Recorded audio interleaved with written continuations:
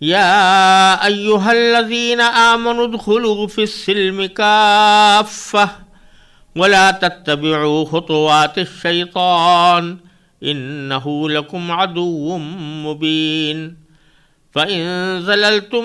من بعد ما جاءتكم البينات فاعلموا أن الله عزيز حكيم هل ينظرون إلا أن يأتيهم الله في ظلل من الغمام والملائكة وقضي الأمر وإلى الله ترجع الأمور سل بني إسرائيل كم آتيناهم من آية بينة ومن يبدل نعمة الله من بعد ما جاءته فإن الله شديد العقاب زين للذين كفروا الحياة الدنيا ويسخرون من الذين آمنوا والذين اتقوا فوقهم يوم القيامة واللہ یرزق من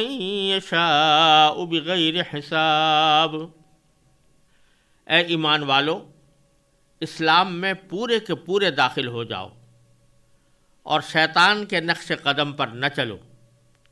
یقین جانو وہ تمہارا کھلا دشمن ہے۔ پھر جو روشن دلائل تمہارے پاس آ چکے ہیں،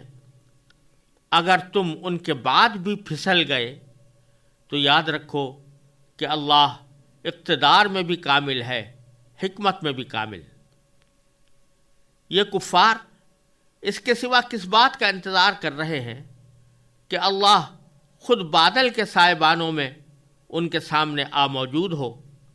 اور فرشتے بھی، اور سارا معاملہ ابھی چکا دیا جائے۔ حالانکہ آخر کار سارے معاملات اللہ ہی کی طرف تو لوٹ کر رہیں گے۔ بنی اسرائیل سے پوچھو، ہم نے ان کو کتنی ساری کھلی نشانیاں دی تھیں، اور جس شخص کے پاس اللہ کی نعمت آ چکی ہو پھر وہ اس کو بدل ڈالے تو اللہ کا عذاب بڑا سخت ہے۔ جن لوگوں نے کفر اپنا لیا ہے ان کے لیے دنیاوی زندگی بڑی دلکش بنا دی گئی ہے، اور وہ اہل ایمان کا مذاق اڑاتے ہیں۔ حالانکہ جنہوں نے تقوی اختیار کیا ہے وہ قیامت کے دن ان سے کہیں بلند ہوں گے، اور اللہ جس کو چاہتا ہے بے حساب رزق دیتا ہے۔ پیچھے منافقین کا ذکر آیا تھا، اور یہ بتایا گیا تھا کہ وہ لوگ دنیاوی زندگی کی ہوس میں اللہ تبارک و تعالیٰ کے دین کو دل سے قبول نہیں کر رہے۔ اب اللہ تبارک و تعالیٰ خود مخلص مسلمانوں سے خطاب فرماتے ہیں کہ جس طرح منافقین کا حال یہ ہے کہ وہ زبان سے تو ایمان کا اظہار کرتے ہیں لیکن عملاً اور حقیقتاً وہ مومن نہیں ہیں، جس طرح وہ ایک کفر کی علامت ہے، اسی طرح مسلمانوں کو بھی یہ چاہیے کہ وہ چاہے زبان سے بھی ایمان لائے ہوں اور دل سے بھی ایمان لائے ہوں، لیکن اس کے باوجود صرف زبان اور دل سے ایمان لانا ہی کافی نہیں ہے، بلکہ مسلمان کا ہونے کا تقاضا یہ ہے کہ وہ اسلام کے تمام احکام کو دل سے تسلیم کر کے اس پر عمل کرنے کی پوری کوشش کریں، اور اس معاملے میں اللہ تبارک و تعالیٰ کی پوری اطاعت فرمائیں۔ چنانچہ جو پہلی آیت کریمہ ہے وہ اس میں فرمایا کہ یا ایھا الذین آمنو، اے ایمان والو، ادخلوا فی السلم، داخل ہو جاؤ اسلام میں، کافتاً، پورے کے پورے، ولا تتبعوا خطوات الشیطان، اور شیطان کے نقش قدم پر نہ چلو، انہ لکم عدو مبین، یقین جانو وہ تمہارا کھلا دشمن ہے۔ اس آیت کریمہ میں یہ بات بڑی معنی خیز ہے کہ اللہ تبارک و تعالیٰ نے یہاں خطاب ایمان والوں ہی سے کیا ہے، یعنی وہ لوگ جو ایمان لا چکے، یا ایھا الذین آمنو کہہ کر مسلمانوں سے خطاب ہو رہا ہے۔ منافقین سے کہیں یا ایھا الذین آمنوا کہہ کر خطاب نہیں کیا جاتا، یہ مسلمانوں ہی سے خطاب ہے، جس کا معنی یہ کہ یہ بات اس آیت نے فرض کی ہے کہ جن لوگوں سے خطاب ہو رہا ہے وہ ایمان پہلے لا چکے ہیں۔ اب فرمایا جا رہا ہے ادخلوا فی السلم کافہ، کہ تم اسلام میں داخل ہو جاؤ پورے کے پورے۔ اس سے یہ بات معلوم ہوتی ہے کہ اسلام کا مفہوم ایمان سے زیادہ وسیع ہے۔ ایمان تو صرف اس کو کہتے ہیں کہ آدمی دل سے اللہ تبارک و تعالیٰ کی وحدانیت پر، نبی کریم صلی اللہ علیہ وسلم کی رسالت پر، یوم آخرت پر، نبی کریم صلی اللہ علیہ وسلم کی لائی ہوئی تعلیمات پر دل سے ایمان لے آئے کہ وہ سچ ہے، اور زبان سے اپنے اس ایمان لانے کا اظہار بھی کر دے۔ لیکن اسلام اس سے آگے ایک اور تقاضا کرتا ہے، اور وہ ہے مکمل اطاعت، مکمل فرما برداری۔ اسلام کے لفظی معنی عربی زبان میں اسلام کے لفظی معنی ہوتے ہیں جھک جانا یا اپنے آپ کو کسی کے آگے جھکا دینا، اور اسی لیے یہ لفظ اطاعت اور تابعداری اور فرما برداری کے لیے بھی استعمال ہوتا ہے، اور قرآن کریم میں کئی جگہ یہ اسی معنی میں آیا ہے۔ پیچھے گزرا ہے کہ حضرت ابراہیم علیہ السلام سے اللہ تبارک و تعالیٰ نے فرمایا کہ اسلم، یعنی تم جھک جاؤ اللہ تعالیٰ کے حکم کے آگے۔ قال اسلمت لرب العالمین، تو انہوں نے جواب میں یہی کہا کہ میں رب العالمین کے حکم کے آگے جھک گیا۔ اور پھر اللہ تبارک و تعالیٰ نے اس جھک جانے کی جو اعلیٰ ترین مثال اور اعلیٰ ترین تشریح فرمائی ہے وہ سورہ صافات میں فرمائی ہے، اس جگہ جہاں یہ واقعہ بیان ہوا ہے کہ حضرت ابراہیم علیہ السلام کو یہ حکم ہوا تھا کہ وہ اپنے بیٹے کو ذبح کر دیں۔ چنانچہ حضرت ابراہیم علیہ السلام نے بے چون و چرا اس حکم پر عمل کیا، اور اس کے بعد ان کے اپنے بیٹے نے بھی یہ کہا کہ آپ کچھ فکر نہ کیجئے، میں صبر کروں گا، آپ کو جو اللہ تعالیٰ نے حکم دیا اس پر عمل کر لیجئے۔ اس وقت جب باپ نے بیٹے کو لٹا دیا اور ذبح کرنے کے لیے چھری اس کے گلے پر پھیرنے شروع کر دی، تو اس کا واقعہ اللہ تعالیٰ نے سورہ صافات میں ان الفاظ میں ذکر فرمایا کہ فلما اسلما وتلہ للجبین، جب باپ بیٹے دونوں نے سر جھکا دیا اور باپ نے بیٹے کو پیشانی کے بل لٹا دیا۔ تو یہاں جو اسلمہ کا لفظ آ رہا ہے وہ یہ بتا رہا ہے کہ اسلام در حقیقت اس کو کہتے ہیں کہ اللہ تبارک و تعالیٰ کے حکم کے آگے انسان ہر حال میں سر جھکا دے، چاہے وہ حکم اس کی سمجھ میں نہ آ رہا ہو، اس کی وجہ سمجھ میں نہ آ رہی ہو، اس کا فائدہ سمجھ میں نہ آ رہا ہو، تب بھی اس کا فرض ہے کہ وہ اللہ کے حکم کو کے آگے سر جھکائے اور پھر اس میں چون و چرا نہ کرے۔ یہی معنی ہے اسلام کے۔ لہذا یہ جو طرز عمل بعض اوقات بعض لوگ دکھاتے ہیں کہ جب اللہ کے کسی حکم کا ان کے سامنے ذکر کیا جاتا ہے اور یہ بتایا جاتا ہے کہ اللہ تعالیٰ نے یہ حکم دیا ہے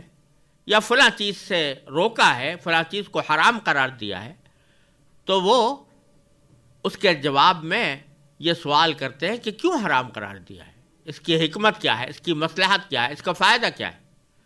یہ طریقہ گویا دوسرے الفاظ میں وہ یہ کہہ رہے ہوتے ہیں کہ اگر ہماری سمجھ میں اس کا مطلب آ گیا یا اس کا فائدہ آ گیا، اس کی مصلحت ہم پر واضح ہو گئی تب تو ہم اس پر عمل کریں گے، لیکن اگر اس کی حکمت اور مصلحت ہم پر واضح نہ ہوئی تو ہم عمل نہیں کریں گے۔ تو اس کے معنی یہ ہوئے کہ وہ اپنے آپ کو عقل کل سمجھ کر اللہ تعالیٰ کے حکم کی حکمتیں اور مصلحتیں اس لیے تلاش کر رہے ہیں تاکہ اس وقت عمل کریں جب وہ حکمت سمجھ میں آ جائے۔ یہ طریقہ اسلام کا نہیں ہے، اور نہ اس کو سر جھکانا کہتے۔ سر جھکانا وہ ہے جو ابراہیم خلیل اللہ علیہ السلام نے کیا کہ بیٹے کو قتل کرنے کا حکم آیا، پلٹ کر انہوں نے یہ نہیں پوچھا کہ میرے بیٹے نے کیا جرم کیا ہے، میں کیوں اس کو قتل کروں، حالانکہ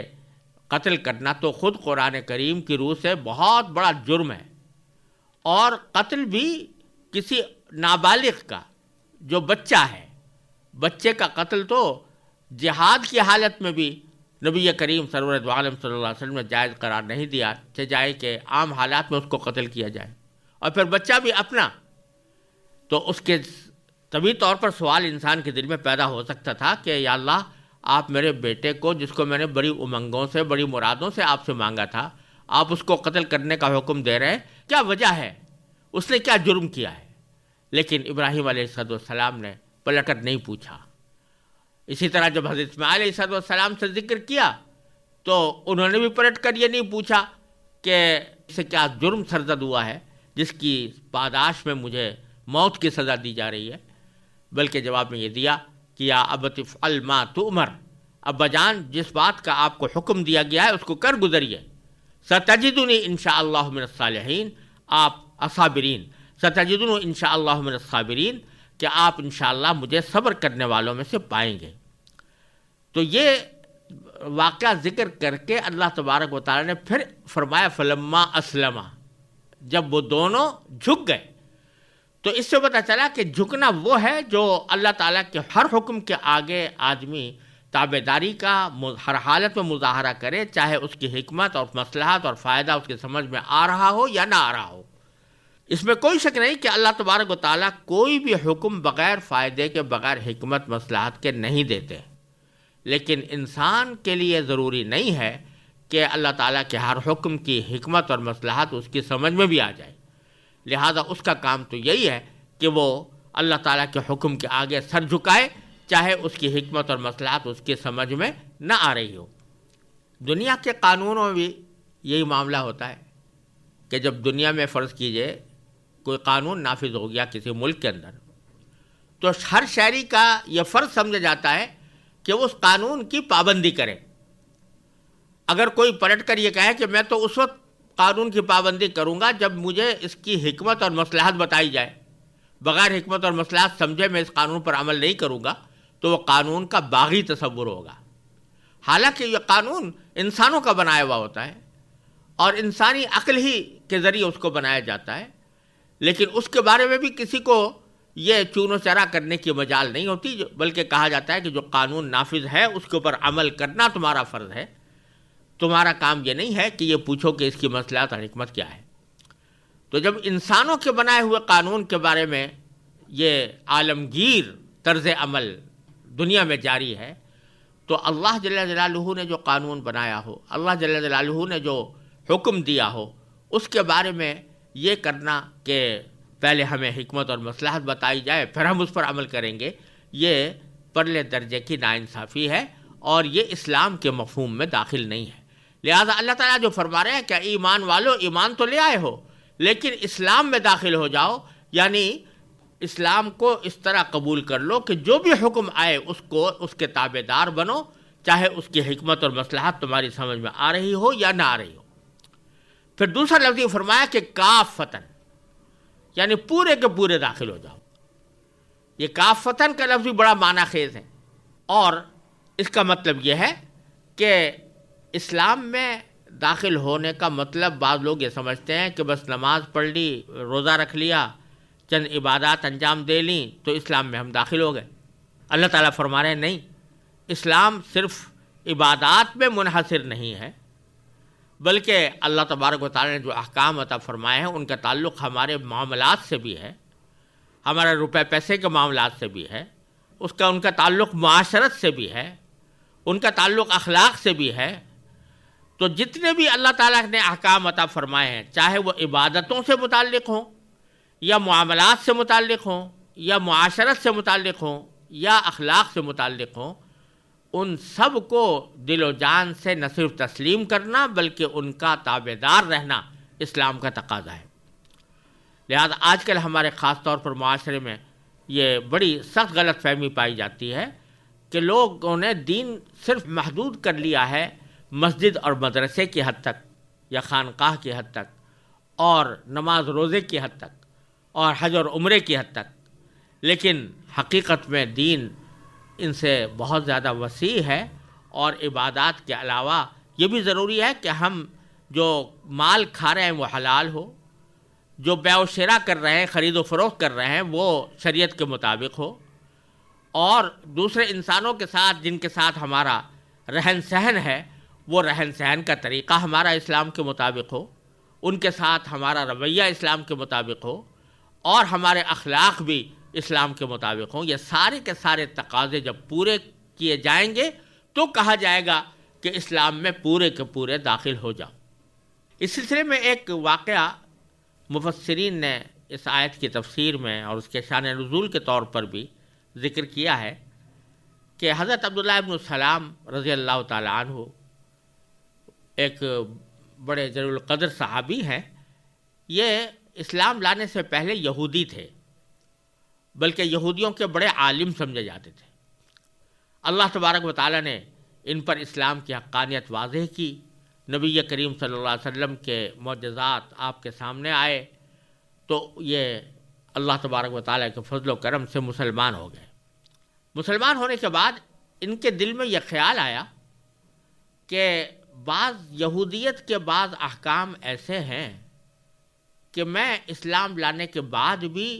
ان کو اگر جاری رکھوں تو بظاہر کوئی حرج کی بات معلوم نہیں ہوتی۔ مثلا ان کے ذہن میں یہ خیال آیا کہ یہودیت کے مذہب میں ہفتے کے دن کی تعظیم کی جاتی ہے اور اسلام میں جمعہ کے دن کی تعظیم کی جاتی ہے، لیکن جہاں اسلام نے جمعہ کے دن کی تعظیم کا حکم دیا ہے وہاں ہفتے کے دن کی کوئی بے حرمتی کرنے کو تو نہیں کہا۔ لہذا اگر میں جمعہ کے دن کی بھی تعظیم کروں اور ہفتے کے دن کی بھی تعظیم کروں تو اس سے کسی بظاہر اسلامی حکم کی خلاف ورزی لازم نہیں آئے گی۔ اسی طرح اسلام میں اونٹ کا گوشت کھانا حلال کیا گیا۔ یہودیوں کے مذہب میں اونٹ کا گوشت کھانا حلال نہیں تھا، وہ اس سے پرہیز کرتے تھے۔ تو انہوں نے سوچا کہ اسلام کے اندر اگرچہ اونٹ کا گوشت کھانا حلال ہے، لیکن اگر میں اونٹ کا گوشت کھانا چھوڑ دوں یا نہ کھاؤں تو کوئی گناہ کی بات تو نہیں ہے، کیونکہ حلال تو بے شک ہے لیکن اونٹ کا گوشت کھانا کوئی فرض تو نہیں ہے۔ لہٰذا اگر میں اسلام لانے کے بعد بھی اونٹ کے گوشت کو چھوڑے رکھوں تو بظاہر اس میں کسی اسلام کے حکم کی خلاف ورزی لازم نہیں آتی۔ یہ واقعہ حضرت عبداللہ ابن السلام رضی اللہ تعالیٰ عنہ کی طرف منسوب ہے کہ ان کے دل میں یہ خیال آیا۔ تو بعض روایات سے آتا ہے کہ اللہ تبارک و تعالیٰ نے اس خیال کی اصلاح اس آیت کے ذریعے فرمائی، اور حاصل اس کا یہ ہے کہ اسلام پورا کا پورا فرض ہے، یعنی پورے کے پورے اسلام میں داخل ہو۔ اسی کا ایک حصہ یہ بھی ہے کہ جو بات اسلام میں قابل رعایت نہیں اس کی رعایت دین کی ہونے کی حیثیت سے نہ کی جائے۔ یعنی یہ صحیح ہے کہ ہفتے کے دن کی کوئی بے حرمتی کرنے کا حکم نہیں دیا اسلام نے، لیکن اگر کوئی شخص اس کی تعظیم اس نیت سے کرے کہ یہ بھی ایک میرے دین کا حصہ ہے تو وہ بدعت بن جاتی ہے اور وہ اسلام کا تقاضا نہیں ہے۔ اسی طرح گوشت کھانا بے شک کوئی واجب نہیں، فرض نہیں، لیکن کوئی شخص اس بنا پر ترک کرے اس کو کہ اس کا ترک کرنا مستحسن ہے، دینی اعتبار سے مستحسن ہے، تو یہ بھی دین کی خلاف ورزی ہوگی۔ اس سے آپ یہ اندازہ لگا سکتے ہیں کہ اسلام میں پورے کے پورے داخل ہونے کے مفہوم میں کتنی وسعت ہے، اور اس کے اندر یہ بات بھی داخل ہے کہ جس چیز کو اللہ تبارک و تعالیٰ نے یا اللہ کے رسول صلی اللہ علیہ وسلم نے اپنی سنت کے ذریعے قابل تعظیم قرار نہیں دیا یا جس کے بارے میں کوئی خصوصی حکم نازل نہیں فرمایا، اس کے بارے میں آپ اپنی طرف سے دین کا ایک حصہ سمجھ کر اس کو قابل تعظیم قرار دینے لگے، یا دین کا ایک حصہ سمجھ کر کسی چیز سے پرہیز کرنے لگے، تو یہ بھی اسلام میں پورے کے پورے داخل ہونے کے منافی ہے۔ اور جہاں بھی انسان اسلام کے کسی حکم سے انحراف کرے گا یا اس کو نہیں مانے گا یا اس پر عمل نہیں کرے گا، پوری تابعداری نہ کرے گا، تو در حقیقت وہ پھر اسلام کی نہیں، اللہ اور اس کے رسول کی نہیں، بلکہ شیطان کی پیروی کر رہا ہوگا۔ اس لیے فرمایا وَلَا تَتَّبِعُوا خُطُوَاتِ الشَّيْطَانِ، اور تم شیطان کے نقش قدم کی پیروی نہ کرو، اس کے نقش قدم پر نہ چلو۔ اس کا کام تو یہی ہے کہ وہ اللہ تعالیٰ کے حکم کے آگے اپنی عقل لڑاتا ہے، جیسے کہ اس نے حضرت آدم علیہ السلام کو سجدہ کرنے کے بارے میں اللہ تعالیٰ کے حکم کے جواب میں کہا تھا۔ اللہ تعالیٰ نے حکم دیا کہ آدم کو سجدہ کرو، تو اس نے حکم کو ماننے کے بجائے یہ اپنی عقلی دلیل چلانے کی کوشش کی کہ اس کو تو تم نے مٹی سے پیدا کیا اور مجھے آگ سے پیدا کیا، لہذا میں اس کے آگے سجدہ کیوں کروں؟ یہ کیوں کا سوال پیدا ہوا اللہ کے حکم کے آگے، یہ اس کے اسلام میں داخل ہونے کے منافی تھا، اور یہی شیطان کا طرز عمل ہے۔ تو فرمایا گیا کہ تم شیطان کے نقش قدم پر نہ چلو، بلکہ جو حکم دیا گیا ہے اس کو دل و جان سے بجا لاؤ، اور اس کے حکمت اور مصلحت کے تلاش کرنے کی فکر میں نہ پڑو۔ انہ لکم عدو مبین، یقین جانو کہ وہ شیطان تمہارا کھلا دشمن ہے، لہذا وہ جب بھی تمہیں کوئی بات سجائے گا تو وہ تمہاری آخرکار دشمنی کی بات ہوگی، تمہاری خیرخواہی کی بات نہیں ہو سکتی۔ پھر فرمایا فَإِن ظَلَلْتُم مِّن بَعْدِ مَا جَاءَتْكُمُ الْبَيِّنَاتُ، پھر بھی جو روشن دلائل تمہارے پاس آ چکے ہیں، اگر تم ان کے بعد بھی پھسل گئے، ظللتم کے معنی پھسل گئے، من بعد ما جاءتکم البینات، بعد اس کے کہ تمہارے پاس روشن دلائل آ چکے تھے، فاعلموا، تو پھر یہ یاد رکھو، ان اللہ عزیز حکیم، کہ اللہ تعالیٰ کا اقتدار بھی کامل ہے اور حکمت بھی کامل ہے۔ یعنی فرما رہے ہیں کہ جب تمہیں یہ حکم دیا گیا ہے کہ تم اسلام میں پورے کے پورے داخل ہو جاؤ، تو اس حکم کی تعمیل میں اگر تم پھسل گئے، یعنی اللہ تعالیٰ کے حکم کو ماننے کے بجائے تم نے شیطانی روش اختیار کی، تو بس یہ یاد رکھنا کہ ان اللہ عزیز، اللہ تعالیٰ بڑا صاحب اقتدار ہے، بڑا غالب ہے، اور حکیم ہے، یعنی حکمت والا ہے۔ یہ دو صفتیں اللہ تعالیٰ نے جو ذکر فرمائی، اس سے اشارہ اس طرف ہے کہ چونکہ اللہ تبارک و تعالیٰ کا اقتدار بڑا کامل ہے، لہذا وہ تمہارے اس لغزش کے اوپر سزا دینے پر پوری قدرت رکھتا ہے، اور حکیم کہہ کر کہ وہ حکمت والا ہے اور کی حکمت بھی کامل ہے، اس طرف اشارہ فرمایا کہ اگر وہ سزا تمہاری کچھ عرصے کے لیے مؤخر ہو جاتی ہے، تو اس مؤخر ہونے سے یہ نہ سمجھنا کہ سزا ہمیشہ کے لیے ختم ہو گئی۔ اللہ تعالیٰ بعض اوقات سزا کو تاخیر سے اس لیے دیتے ہیں کہ ان کی حکمت کا تقاضا یہ ہوتا ہے کہ کچھ دیر میں سزا دی جائے، تو اس واسطے یہ نہ سمجھنا کہ ایسی صورت میں تم سزا سے بچ جاؤ گے۔